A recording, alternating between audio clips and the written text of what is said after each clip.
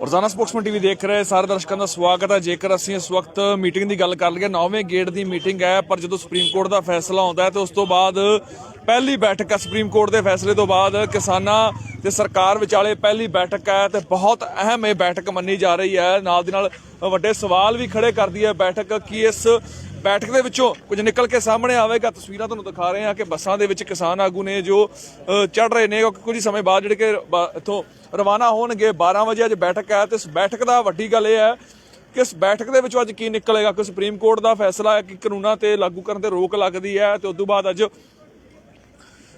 बैठक दे लई किसान जो आगू ने जो रवाना हो रहे हैं ते नाल दी नाल सवाल खड़े करते हैं कि 26 तरीक नूं किस तरीके का नज़रिया किसानां दे विच 26 तरीक नूं की होवेगा। बूटा सिंह शादीपुर ने उन्होंने गलबात करने की कोशिश करते हैं। बूटा सिंह नाल बूटा जी किवें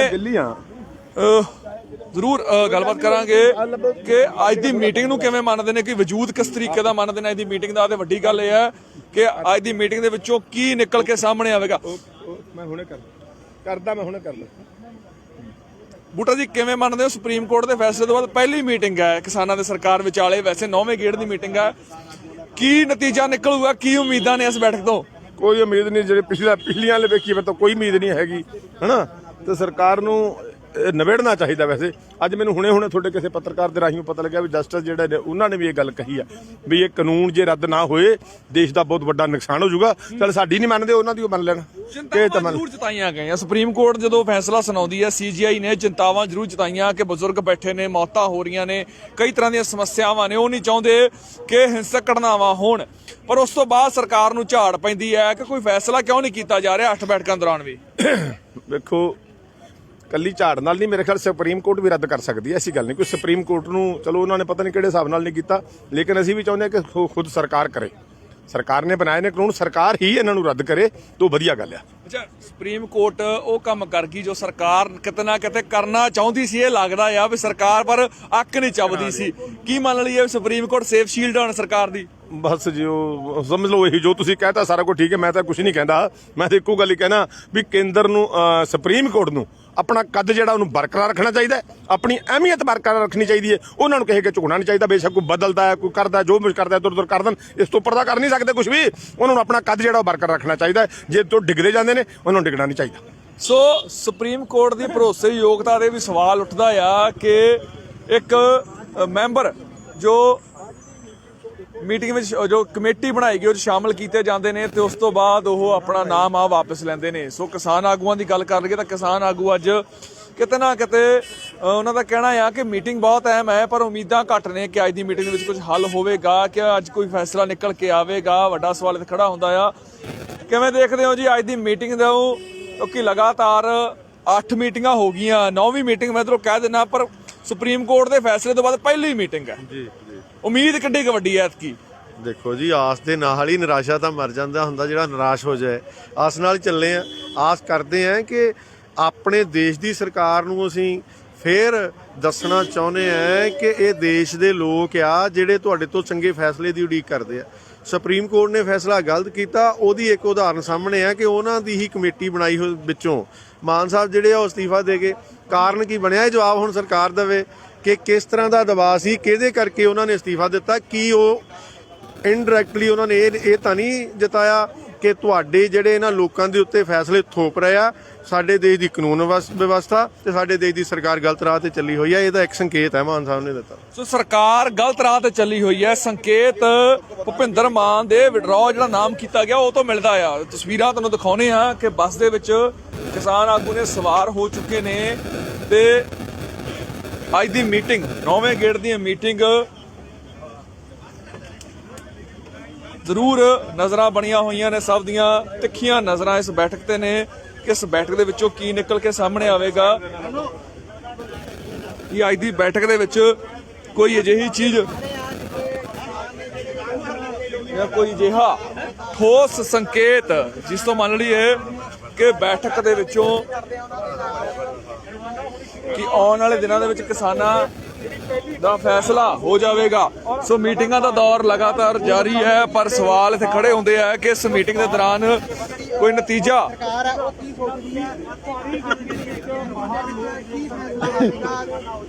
ਨਿਕਲਦਾ ਕਿ ਨਹੀਂ ਨਿਕਲਦਾ, ਤਸਵੀਰਾਂ ਤੁਹਾਨੂੰ ਲਗਾਤਾਰ ਦਿਖਾ ਰਹੇ ਹਾਂ ਅਸੀਂ ਇਸ ਵਕਤ। ਅੱਜ ਦਾ ਸਮਾਂ ਵੀ ਜਿਹੜਾ ਕਿ 12 ਵਜੇ ਦਾ ਬੈਠਕ ਦਾ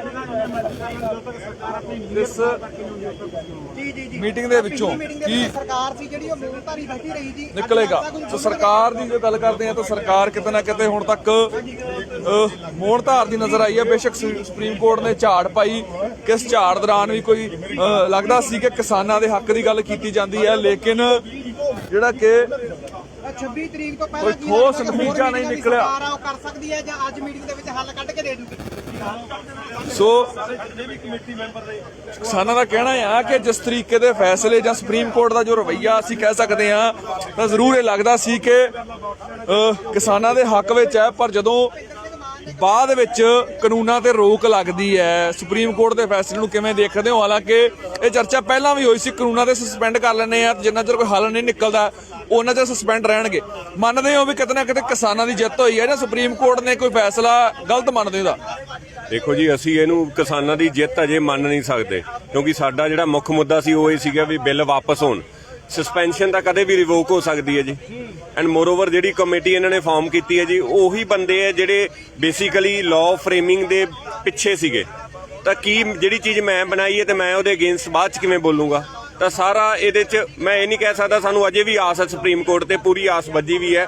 ਤਾਂ ਉਹ ਜ਼ਰੂਰ ਅਗਲੀ ਮੀਟਿੰਗ ਸਾਡੀ ਜਿਵੇਂ 18 ਨੂੰ ਹੈ, ਤਾਂ ਸ਼ਾਇਦ ਉਹਦੇ ਵਿੱਚ ਕੁਝ ਹੋਰ ਫੈਸਲੇ ਆ ਜਾਣ, ਚੰਗੇ ਫੈਸਲੇ ਆ ਜਾਣ, ਕਿਸਾਨਾਂ ਦੇ ਹਿੱਤਾਂ ਦੇ ਫੈਸਲੇ ਆ ਜਾਣ।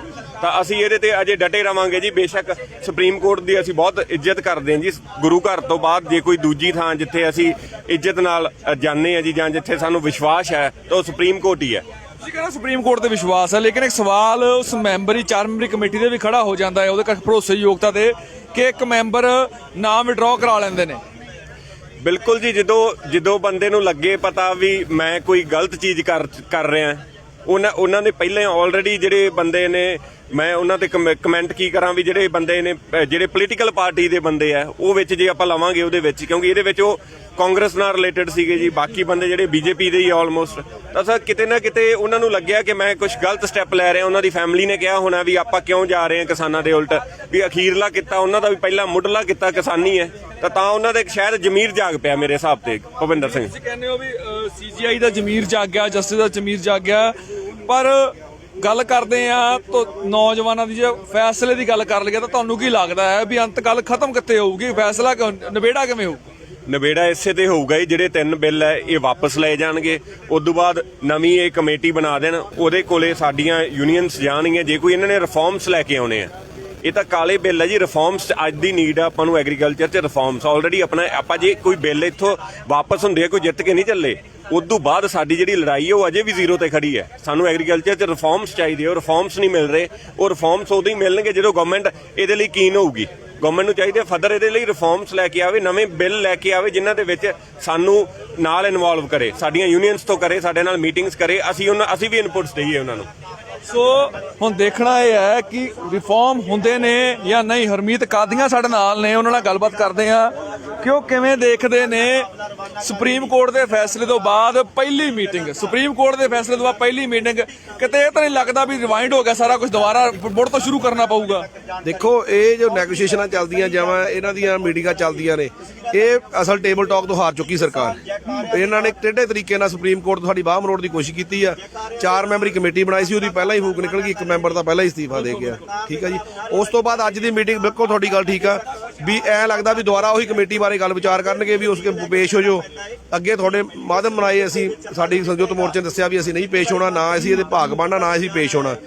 ਅੱਜ ਵੀ ਉਹੀ ਕਹਿ ਕੇ ਆਉਣਾ, ਕੋਈ ਵੱਡਾ ਅੱਖਰ ਫਰਕ ਨਹੀਂ। ਇਹ ਆ ਵੀ ਮਿੰਟਸ ਰਿਕਾਰਡ ਹੋ ਜਾਣਗੇ। ਸਾਡੇ ਸਪੋਕਸ ਪਰਸਨ ਨੇ ਰਾਜਾ ਸਾਹਿਬ, ਉਹ ਆਪਣੇ ਮਿੰਟਸ ਰਿਕਾਰਡ ਕਰਕੇ ਕਹਿ ਦੇਣਗੇ ਭਾਈ ਅਸੀਂ ਨਹੀਂ ਪੇਸ਼ ਹੋਣਾ ਚਾਹੁੰਦੇ। ਕੱਲਾ 40 ਜਥੇਬੰਦੀਆਂ ਨਹੀਂ, 400 ਜਥੇਬੰਦੀਆਂ ਹੀ ਸਹਿਮਤ ਨੇ। ਤੇ ਪਹਿਲਾਂ ਅਸੀਂ ਬਿਲਕੁਲ ਕਲੀਅਰ ਕਰਕੇ ਆਏ ਹੋਏ ਆ ਵੀ ਰਿਪੀਲ ਤੋਂ ਇਲਾਵਾ ਸਾਡਾ ਕੋਈ ਇਹਦੇ ਵਿੱਚ ਨੈਗੋਸ਼ੀਏਸ਼ਨ ਹੈ ਹੀ ਨਹੀਂ। ਤੁਸੀਂ ਕਹਿ ਰਹੇ ਹੋ ਕਿ ਨਹੀਂ ਪੇਸ਼ ਹੋਵਾਂਗੇ ਕਮੇਟੀ ਸਾਹਮਣੇ, ਪਰ ਸੁਪਰੀਮ ਕੋਰਟ ਦਾ ਕਹਿਣਾ ਸੀ ਕਿ ਜੋ ਕਮੇਟੀ ਬਣਾਈ ਗਈ ਉਹ ਸਾਹਮਣੇ ਪੇਸ਼ ਹੋਣਾ ਲਾਜ਼ਮੀ ਹੈ ਜਾਂ ਜ਼ਰੂਰੀ ਬਣਦਾ ਆ, ਇਹ ਕਿਹਾ ਗਿਆ। ਪਰ ਕੀ ਦਿੱਕਤ ਹੈ ਜੇਕਰ ਹੁਣ ਤੁਸੀਂ ਨਾਮ ਤੁਸੀਂ ਆਪਦੇ ਵੀ ਦੇ ਸਕਦੇ ਸੀ, ਜਾਂ ਕਿਤੇ ਨਾ ਕਿਤੇ ਥੋਪਿਆ ਜਾ ਰਿਹਾ? ਭਰੋਸੇਯੋਗਤਾ ਦੇ ਸਵਾਲ ਕਿਉਂ ਖੜੇ ਹੋ ਰਹੇ ਆ ਵਾਰ-ਵਾਰ? ਦੇਖੋ, ਪਹਿਲਾਂ ਸਰਕਾਰ ਨੇ ਆਪਣਾ ਵਿਸ਼ਵਾਸ ਗਵਾ ਲਿਆ। ਅਸੀਂ ਨਹੀਂ ਚਾਹੁੰਦੇ ਵੀ ਮਾਨਯੋਗ ਸੁਪਰੀਮ ਕੋਰਟ ਆਪਣਾ ਵਿਸ਼ਵਾਸ ਲੋਕਾਂ 'ਚ ਗਵਾਵੇ। ਜਿਵੇਂ ਦੇ ਫੈਸਲੇ ਪਹਿਲਾਂ ਲੈ ਰਹੇ ਸੀ ਉੱਦਾਂ ਦੇ ਇਹ ਲੱਗ ਰਿਹਾ ਸੀ ਵੀ ਕਿਸਾਨ ਪੱਖੀ ਫੈਸਲੇ ਆ ਸਕਦੇ ਆ। ਇਹਦੇ ਵਿੱਚ ਫੈਸਲਾ ਇਦਾਂ ਦਾ ਵੀ ਲਿੱਤਾ ਜਾ ਸਕਦਾ ਸੀ। ਮੈਂ ਕੋਈ ਉਹਨੂੰ ਕੁਐਸਚਨ ਹੀ ਨਹੀਂ ਕਰਦਾ ਸੁਪਰੀਮ ਕੋਰਟ ਨੂੰ, ਪਰ ਇੱਕ ਪੁਆਇੰਟ ਆਫ ਵਿਊ ਆ ਸਾਡਾ। ਪੁਆਇੰਟ ਆਫ ਵਿਊ ਇਹ ਵੀ ਆ ਵੀ ਜਿਵੇਂ ਦੀ VOTING ਹੋਈ ਸੀ ਰਾਜ ਸਭਾ 'ਚ ਉਹ ਵੀ ਲੈਣਾ ਚਾਹੀਦਾ ਇਹਨਾਂ ਨੂੰ।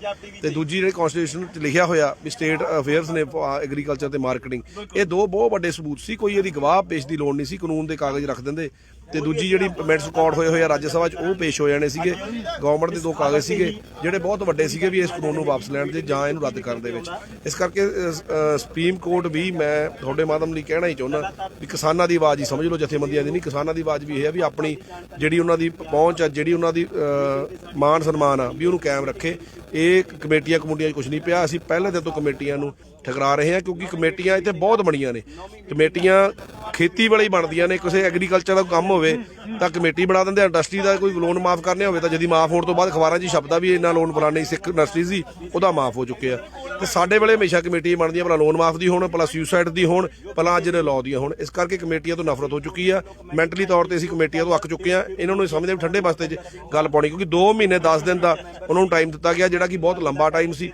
ਬਾਕੀ ਕੁਐਸਚਨਿੰਗ ਸਾਨੂੰ ਕਮੇਟੀ ਤੇ ਵੀ ਸੀ ਵੀ ਨਹੀਂ ਕਮੇਟੀ ਬਣਨੀ ਚਾਹੀਦੀ। ਫਿਰ ਉਦੋਂ ਬਾਅਦ ਕੁਐਸਚਨਿੰਗ ਸਾਨੂੰ ਜਿਹੜੇ ਉਹਦੇ ਵਿੱਚ ਬੰਦੇ ਪਾਏ ਗਏ ਉਹਦੇ ਤੇ ਵੀ ਆ, ਉਹਨਾਂ ਦਾ ਅਸੀਂ ਪਰਦਾਫਾਸ਼ ਕੀਤਾ ਇੱਕ ਦਾ ਵੀ ਉਹ ਪਹਿਲਾਂ ਹੀ ਪ੍ਰੋ ਲਿਖ ਚੁੱਕੇ ਨੇ। ਇਸ ਕਰਕੇ ਕਮੇਟੀ ਦੇ ਮੈਂਬਰ ਨਹੀਂ ਹੋ ਸਕਦੇ। ਵੱਡਾ ਸਵਾਲ ਇੱਥੇ ਖੜਾ ਹੁੰਦਾ ਕਿ 26 ਦੀ ਕੀ ਤਿਆਰੀ ਹੈ? 26 ਨੂੰ ਲੈ ਕੇ ਬੜਾ ਪ੍ਰੈਸ਼ਰ ਬਿਲਡਅਪ ਕੀਤਾ ਜਾਣਾ ਸਰਕਾਰ ਤੇ ਵਾਰ-ਵਾਰੇ ਜਿਹੜੇ ਕਿ ਚਰਚਾ ਵੀ ਛਿੜ ਰਹੀ ਹੈ ਕਿ 26 ਨੂੰ ਕਿਸ ਤਰੀਕੇ ਦਾ ਹੋਣਾ ਹੈ। ਅਫਵਾਹਾਂ ਵੀ ਫੈਲ ਰਹੀਆਂ ਨੇ ਕਿ ਦਿੱਲੀ ਦੇ ਕੋਈ ਕਹਿੰਦਾ ਲਾਲ ਕਿਲੇ ਤੇ ਜਾਣਾ ਹੈ, ਕੋਈ ਕਹਿੰਦਾ ਦਿੱਲੀ ਦੇ ਐਂਟਰ ਹੋਣਾ, ਕੋਈ ਕਹਿ ਰਿਹਾ ਦਿੱਲੀ ਦੀ ਸਰਹੱਦਾਂ ਤੇ ਕਰਨਾ ਆ। ਤਿਆਰੀ ਕਿਸ ਤਰੀਕੇ ਦਾ, ਰੋਡ ਮੈਪ ਕੀ ਹੈ? ਦੇਖੋ ਜਿਹੜਾ ਰੋਡ ਮੈਪ ਆ ਉਹ 16 ਦੀ ਮੀਟਿੰਗ ਜਿਹੜੀ ਕੱਲ ਹੋਣੀ ਆ ਉਹਦੇ 'ਚ ਦਿੱਤਾ ਜਾਣਾ। ਇੱਕ ਸਾਫ਼ ਕਲੀਅਰ ਸੀਗਾ ਵੀ 26 ਨੂੰ ਪਰੇਡ ਕੀਤੀ ਜਾਊਗੀ, ਕਿਸਾਨ ਪਰੇਡ ਕੀਤੀ ਜਾਊਗੀ। ਇਹ ਤੋਂ ਇਲਾਵਾ ਕੋਈ ਸੰਯੁਕਤ ਮੋਰਚੇ ਨੇ ਜਾਂ ਕਿਸੇ ਦਤੀ ਜਥੇਬੰਦੀ ਨੇ ਬਿਆਨ ਨਹੀਂ ਦਿੱਤਾ। ਕਿਲੇ ਤੇ ਲਟਕਾਉਣਾ, ਲਾਲ ਕਿਲੇ ਤੇ ਕੋਈ ਝੰਡਾ ਲਾਉਣਾ ਜਾਂ ਇਹ ਬਿਲਕੁਲ ਗਲਤ ਗੱਲ ਆ। ਇਹ ਮੈਂ ਸਮਝਦਾ ਵੀ ਉਹ ਸ਼ਰਾਰਤੀ ਅਨਸਰਾਂ ਦਾ ਕੰਮ ਆ ਜਿਹੜੇ ਸਾਡੇ ਅੰਦੋਲਨ ਨੂੰ ਫੇਲ ਕਰਨਾ ਚਾਹੁੰਦੇ ਨੇ।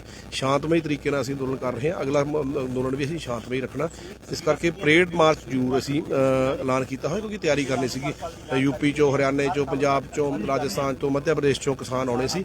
ਅਸੀਂ ਇੱਕ ਵੱਡੀ ਪਰੇਡ ਕਰਕੇ ਕਿਸਾਨਾਂ 26 ਜਨਵਰੀ ਨੂੰ ਇਹ ਦਿਖਾਉਣਾ ਚਾਹੁੰਦੇ ਹਾਂ ਵੀ ਇਹਦੇ 3 ਕਾਨੂੰਨਾਂ ਦੇ ਉਲਟ ਸਾਡਾ ਕਿੰਨਾ ਰੋਸ ਆ ਤੇ MSP ਦੇ ਕਾਨੂੰਨ ਵਾਸਤੇ ਸਾਡਾ ਕਿੰਨਾ ਹੱਕ ਤੇ ਅਸੀਂ ਖੜੇ ਆ। ਉਹ ਵੱਧ ਤੋਂ ਵੱਧ ਕਿਸਾਨਾਂ ਨੂੰ ਅਸੀਂ ਪ੍ਰੇਰਿਤ ਕਰਕੇ ਲੈ ਕੇ ਆਵਾਂਗੇ। ਪਰ ਜਿਹੜੀ ਤੁਸੀਂ ਗੱਲ ਕਰ ਰਹੇ ਹੋ ਵੀ ਝੰਡਾ ਲਹਿਰਾਉਣਾ ਜਾਂ ਨੈਸ਼ਨਲਿਜ਼ਮ ਤੇ ਕੋਈ ਕੁਐਸਚਨ ਆ, ਉਹ ਕੋਈ ਨਹੀਂ ਹੈਗਾ। ਅਸੀਂ ਸਿਰਫ ਜਵਾਨਾਂ ਦੇ ਨਾਲ ਕਿਹਾ ਸੀ ਵੀ ਕਿਸਾਨ ਵੀ ਉਦੋਂ ਪਰੇਡ ਕਰਨਗੇ। ਪਰੇਡ ਦੀ ਕੋਈ ਰੋਡ ਮੈਪ ਹੋਊ, ਜਿਵੇਂ ਵੀ ਕੋਈ ਹੋਊਗਾ ਉਹ ਫੈਸਲਾ ਕੱਲ ਮੀਟਿੰਗ ਕੀਤਾ ਜਾਊਗਾ। ਆਖਰੀ ਸਵਾਲ ਹੈ ਕਾਦੀ ਸਾਹਿਬ, ਕੀ ਲੱਗਦਾ ਕਦੋਂ ਫੈਸਲਾ ਹੋ ਜਾਏਗਾ, ਕਦੋਂ ਨਿਬੇੜਾ ਹੋ ਜਾਏਗਾ? ਅਸੀਂ ਹਰ ਪਲ ਤਿਆਰ ਹਾਂ ਜੀ। ਭਲਾ ਆਧੀ ਰਾਤ ਨੂੰ ਬੁਲਾ ਲੈਣ, ਭਲਾ ਸਵੇਰ ਨੂੰ ਬੁਲਾ ਲੈਣ, ਪਰ ਜਿਵੇਂ ਇਹ ਇਹਨਾਂ ਦੇ ਲੀਡਰ ਪ੍ਰਵੋਕ ਕਰ ਰਹੇ ਸੀ, ਜਿਵੇਂ ਉਹਨਾਂ ਦਾ ਅਸੀਂ ਬਹਿਸ਼ਕਾਰ ਕੀਤਾ ਵੀ ਨਹੀਂ ਉਹਨਾਂ ਨਾਲ ਅਸੀਂ ਹੁਣ ਨਾ ਬਹਿਸ ਤੇ ਬੈਠਣਾ, ਨਾ ਡਿਬੇਟ ਤੇ, ਨਾ ਉਹਨਾਂ ਦੇ ਕੋਈ ਖਾਣਾ ਪਾਣੀ ਉਹਨਾਂ ਸਾਂਝਾ ਕਰਨਾ, ਕਿਉਂਕਿ ਉਹ ਪ੍ਰਵੋਕ ਕਰ ਰਹੇ ਸੀ ਸਾਡੇ ਕਿਸਾਨਾਂ ਨੂੰ, ਸਾਡੇ ਬੱਚਿਆਂ ਨੂੰ ਪ੍ਰਵੋਕ ਕਰਕੇ ਜ਼ਿਆਦਾ ਇਹੋ ਜਿਹੇ ਜਿਵੇਂ ਟਰੈਕਟਰ ਤੁਸੀਂ ਗੱਲ ਕੀਤੀ ਸੀ ਵੀ ਏਡੇ ਟਰੈਕਟਰ ਬਣਾ ਲਓ। ਲੜਾਈ ਦਾ ਜਿਵੇਂ ਸਾਧਨ ਬਣਾਉਣਾ ਹੁੰਦਾ, ਇੱਕ ਪ੍ਰੋਗਰਾਮ ਨੂੰ ਫੇਲ ਕਰਨ ਦੀ ਜਿਹੜੀ ਨੀਤੀ ਹੁੰਦੀ ਆ ਉਹ ਉਹਦੇ ਵੱਲ ਵੱਧ ਰਹੇ ਆ। ਮੈਂ ਤੁਹਾਡੇ ਮਾਧਿਅਮ ਨੂੰ ਕਹਿਣਾ ਚਾਹੁੰਦਾ ਵੀ ਬਿਲਕੁਲ ਸ਼ਾਂਤਮਈ ਪ੍ਰੋਗਰਾਮ ਹੋਊਗਾ। ਜਿਵੇਂ ਅੱਗੇ ਆਪਾਂ ਸ਼ਾਂਤਮਈ ਰੱਖਿਆ, ਆਪਾਂ ਨਹੀਂ ਸੁਪਰੀਮ ਕੋਰਟ ਵੀ ਮੰਨੇਗੀ ਆ ਵੀ ਸ਼ਾਂਤਮਈ ਬੈਠੇ ਆ ਕਿਸਾਨ, ਆਪਣੇ ਸਰਕਾਰ ਵੀ ਮੰਨ ਕੇ ਸ਼ਾਂਤਮਈ ਬੈਠੇ ਆ। ਆਪਾਂ ਇਹੀ ਇੱਕ ਹਥਿਆਰ ਆ ਜਿਹੜੇ ਨਾਲ ਆਪਾਂ ਐਨ ਸਰਕਾਰ ਦੀ ਗੀਚੀ ਦੱਪੀ ਹੋਈ ਆ, ਤਾਂ ਇਹਨੂੰ ਕਦੇ ਖਰਾਬ ਕਰਨ ਦੀ ਕੋਈ ਜਿਹੜੇ ਵੀ ਲੋਕੀ ਸ਼ਰਾਰਤਾਂ ਕੋਸ਼ਿਸ਼ ਕਰ ਰਹੇ ਆ ਉਹਨੂੰ ਰੋਕੋ ਤੇ ਇਹਨੂੰ ਆਪਾਂ ਅੱਗੇ ਲੈ ਕੇ ਜਾਈਏ। ਸੋ ਅੱਗੇ ਲੈ ਕੇ ਜਾਣ ਦੀ ਗੱਲ ਹੈ। ਹੁਣ ਦੇਖਣਾ ਇਹ ਹੈ ਕਿ 9ਵੇਂ ਗੇੜ ਦੀ ਇਸ ਬੈਠਕ ਦੇ ਵਿੱਚੋਂ ਕੀ ਨਤੀਜਾ ਨਿਕਲਦਾ ਆ। ਤੇ ਵੱਡੀ ਗੱਲ ਇਹ ਹੈ ਕਿ ਇਸ ਬੈਠਕ ਦੇ ਵਿੱਚੋਂ ਕੋਈ ਅਜਿਹਾ ਸੰਕੇਤ, ਕੋਈ ਅਜਿਹੀ ਗੱਲ ਸਾਹਮਣੇ ਆਵੇਗੀ ਜਿਹਤੋਂ ਲੱਗਦਾ ਹੈ ਕਿ ਕਿਸਾਨਾਂ ਦੀ ਜਿੱਤ ਹੈ ਜੋ ਨੇੜੇ ਹੈ ਜਾਂ ਸਰਕਾਰ ਝੁਕਦੀ ਨਜ਼ਰ ਆਵੇਗੀ। ਮੈਂ ਸੁਰਖਾਬ ਆਪਣੇ ਸਹਿਯੋਗੀ ਜਸਪ੍ਰੀਤ ਦੇ ਨਾਲ, ਰੋਜ਼ਾਨਾ ਸਪੋਕਸਮੈਨ ਸਿੰਘੂ ਬਾਰਡਰ, ਦਿੱਲੀ।